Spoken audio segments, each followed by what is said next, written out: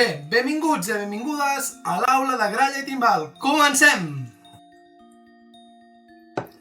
Continuem amb el curs bàsic d'iniciació a la gralla i en aquest cas us porto 10 errors bàsics que acostumem a cometre els grallers quan comencem. Segurament, i si has fet el curs vídeo per vídeo, podràs veure que algun d'aquests errors ja l'he esmentat anteriorment. Però bé, això va molt bé perquè així els recullo i també sou una mica conscients dels errors. Primer error de tots i dels més importants. La respiració per tocar la gralla ha de ser una respiració diafragmàtica. És a dir, no hem de respirar de pulmó, sinó que respirarem amb el diafragma. Segon error bastant comú, afinació.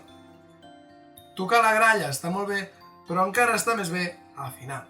Segurament us sonarà això que us explicaré ara i esteu cansats de veure grups de grallers que fan un cercle, fan per exemple el sol o la nota la i toquen tots a la vegada. Acaben i diuen, més o menys sona bé, ja estem afinats. Amics, error, d'aquesta manera no afinarem. M'atreveixo a dir que gairebé en un tant per cent molt elevat no estarà afinat allò. Com afinem amb la gralla? Doncs hi ha diverses casuístiques. La primera, tenim un instrument tipus el flabiol, un acordió, que no es pot moure de la seva afinació. Què farem? Intentarem moure'ns a la seva afinació. Pot ser també que ens trobem en un cercavila amb grallers i tinguem un afinador. Agafem l'afinador, el posem a 415 i afinem tots junts. Ostres, Jaume, és que estem en una cercavila, no tenim afinador. És la casuística més comuna, no tindre afinador si està en una cercavila. Doncs bé, agafem una tonalitat, més o menys, que a tothom li vagi més o menys bé, i agafem una gralla de referència. I anem afinant cadascú amb aquella gralla. Hi haurà un moment que entre nosaltres i l'altra gralla no ens escoltem. El so és exactament idèntic. Aquí és que estem afinats. Recordeu que també podem donar una tònica i una tercera o una cinquena i veure si realment estem afinats o no.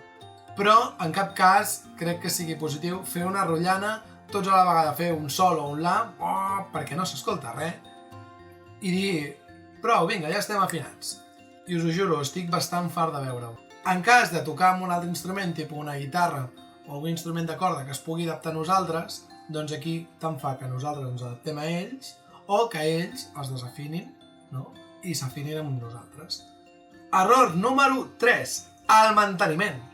És molt important tindre un correcte manteniment del tudell, de la gralla, però sobretot tindre un correcte manteniment de la canya.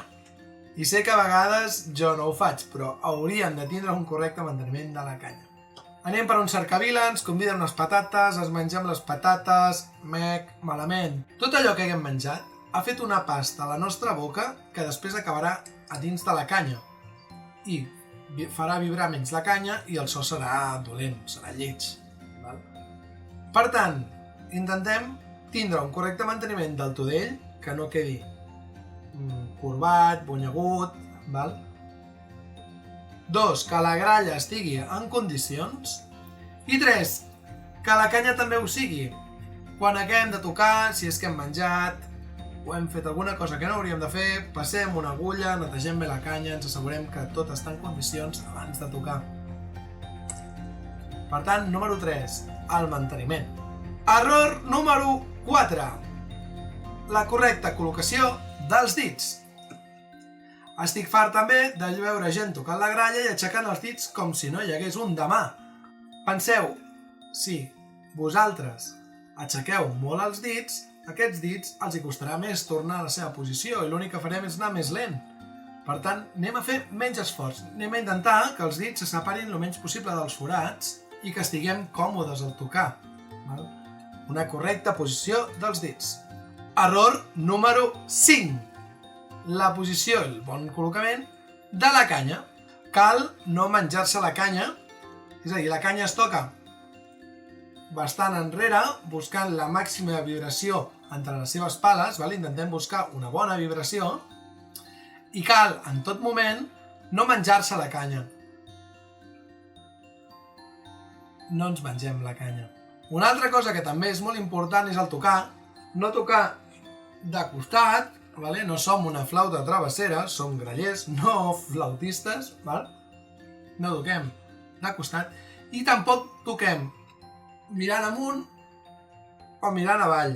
Val? Penseu que si mirem amunt o mirem avall, la pressió que es fa sobre les cales, sobre les pales, és desigual i per tant no sonarà bé. Per tant, mirem que 1. Tocar enrere, val? No ens amorrem a la canya. Mirem de no tocar de costat. I per últim, mirem de tocar recte, no tocar ni cap amunt ni cap avall. Error número 6. Doncs estem en un cercavila, hem afinat, estem de conya, i jo no em sento perquè estem afinats, i el que faig és començar a bufar més fort fins a sentir-me. Mec, error. Si bufem més fort per sentir-nos, el que estarem fent és pujar la nostra afinació i, per tant, quedar desafinats amb la resta. Error número 7. Aquest és el que fa referència a l'articulació. Com ataquem la canya amb la nostra llengua. Hi ha gent que té complexa de gaitero i enjunta les notes i fa coses rares amb els dits. I deixen a l'aire sense pausa ningú. Aquestes coses es poden fer si un les vol, però les hem de pensar i decidir nosaltres, no que l'instrument les decideixi per nosaltres.